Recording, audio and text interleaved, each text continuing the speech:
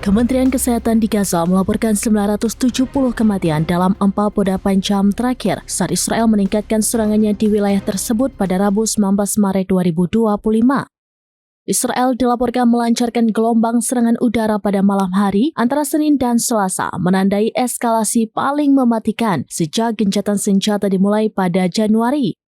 Runtuhnya gencatan senjata di Gaza ditandai dengan serangan udara Israel yang direspon dengan gerakan Hizbullah Lebanon. Hizbullah mengeluarkan pernyataan pada Selasa yang menyiratkan kesiapan gerakan tersebut melakukan serangan kembali ke wilayah Israel pasca runtuhnya gencatan senjata.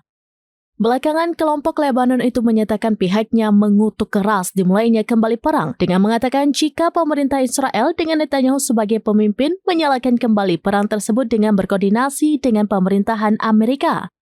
Houthi juga menyatakan respon yang sama atas kembali pecahnya perang Gaza.